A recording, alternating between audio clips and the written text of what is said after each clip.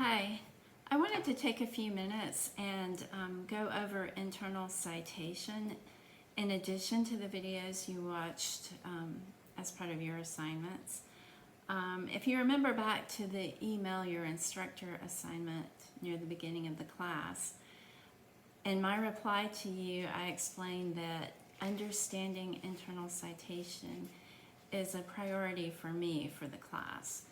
And I just wanted to show that by taking a few minutes to slow down and focus on why and give a few examples.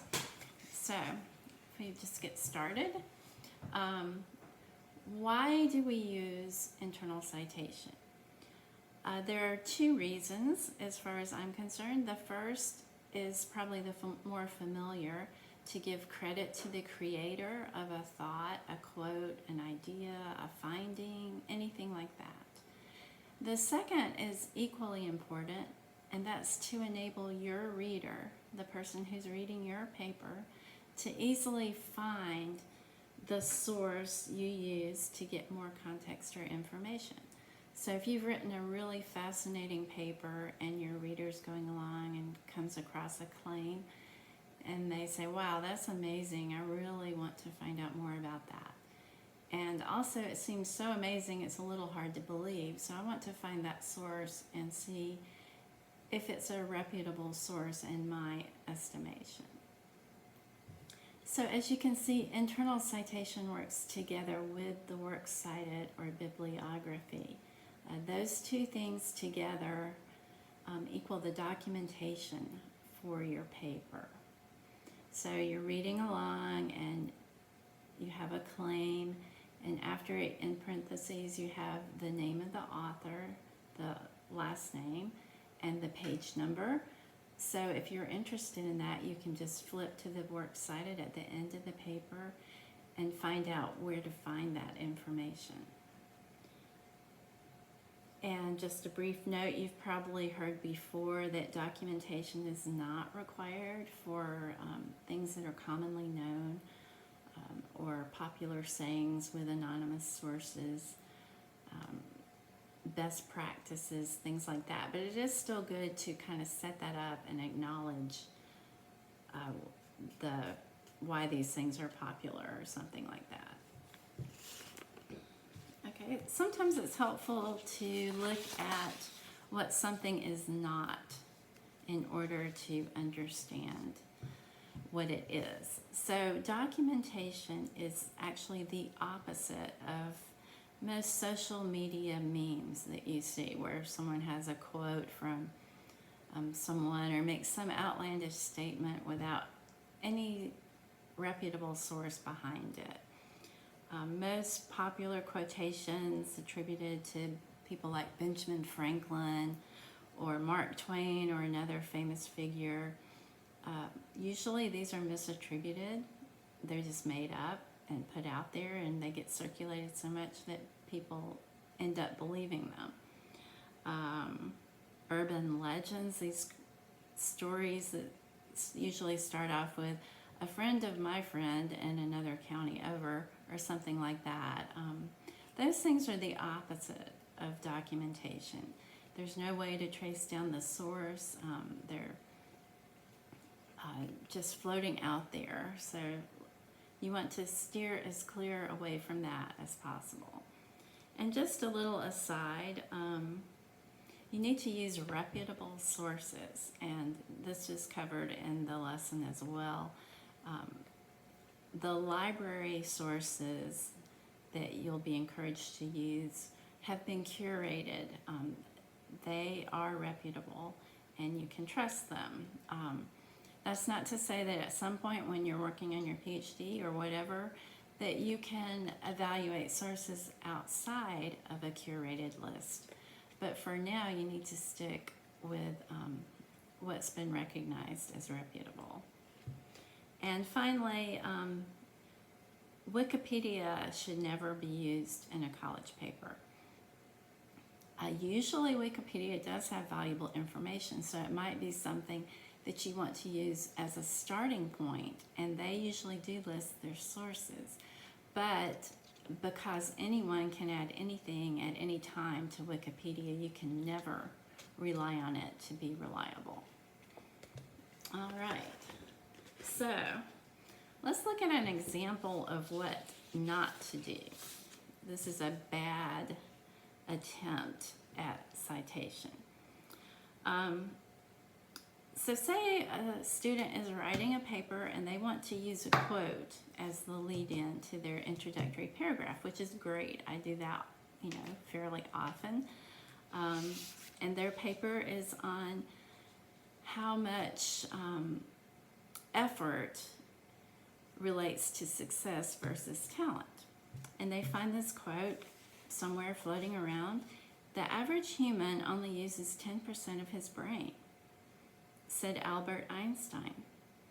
This famous quote emphasizes that effort plays a bigger role than talent, a concept reinforced by 3 recent university studies.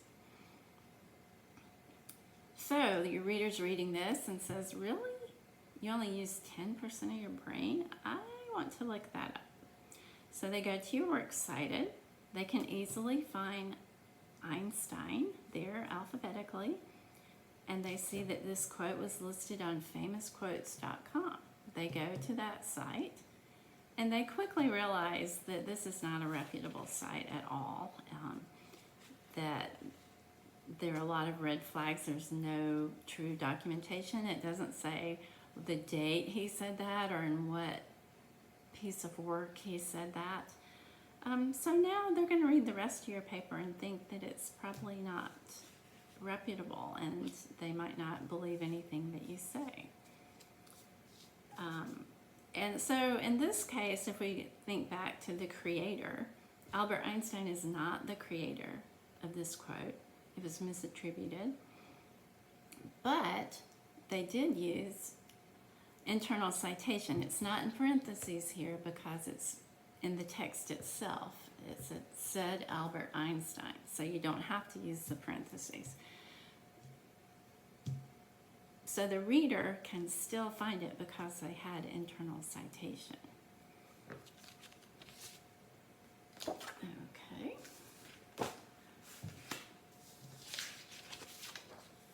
And let's look at another bad example of what not to do. This was an actual paper, and I'm going off memory here, so it's not exact. It was from one of my top students in a 114 class, and this particular student already had a master's degree. So she had the same educational level that I do. She was a great student. But in her final research paper, she wrote a sentence kind of like this, and again, I'm going from memory. "Research shows that a mother's diet while pregnant has a profound effect on her child's future willingness to try new foods. The impact of this has broad implications." And then she continues on her paper. So I went and I looked at the works cited list to see if I could figure out where this came from, because I was personally interested in it. And I went to the works cited, and there were like 12 items on it. It was not apparent at all which source this claim came from. So not only is the creator not given credit here, but the reader has no means to evaluate the source of information or learn more or anything like that. So this was a very serious error. Even though the works cited list was there, and presumably this claim came from one of those sources, there was no way to track it down. So this was an otherwise good paper, but it was a major part of her grade. So this ended up changing her grade for the whole class. An excellent student otherwise made this major error on her paper.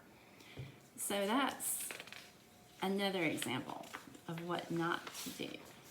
Let's look at how she could have handled this differently.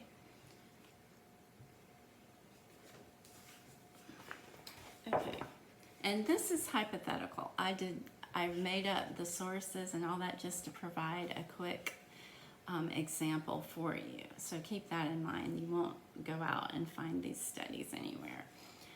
Okay. Research at Boston College shows that a mother's diet while pregnant may have a moderate effect on her child's future.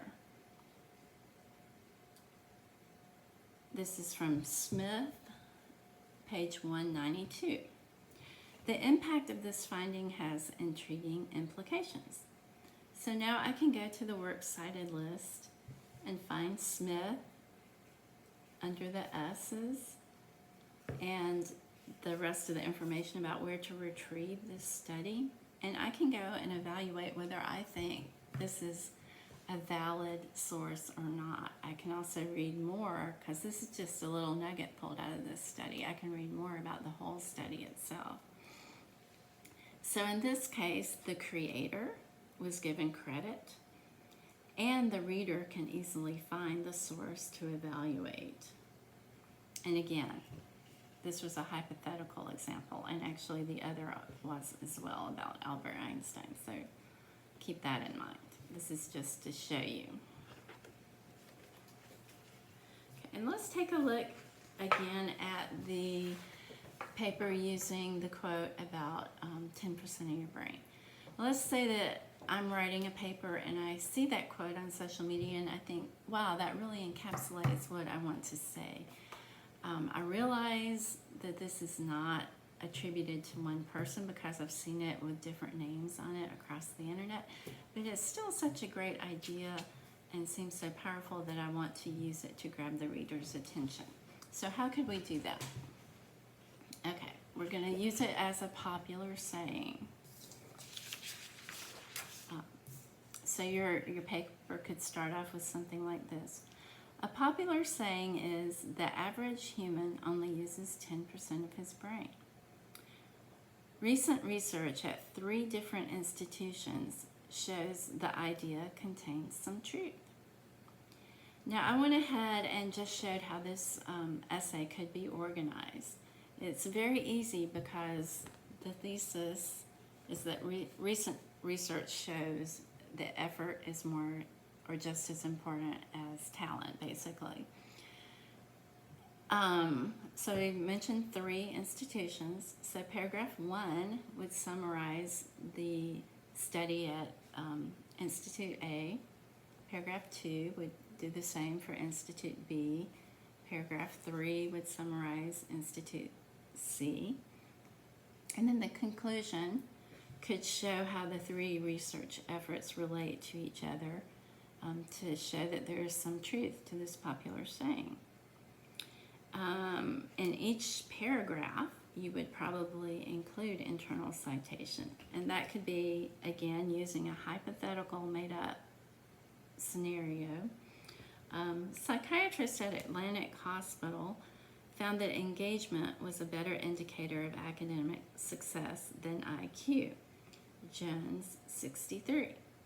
So the reader now can go to the works cited and find the study by Jones and look on page 63 and find the results of this experiment.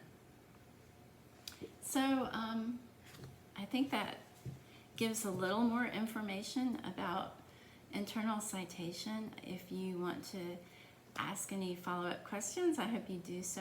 And again, if you want to read in the book and watch the other videos, I think it will all click. And once you understand why you do internal citation, how it works with the works cited page, I think it will make sense for you.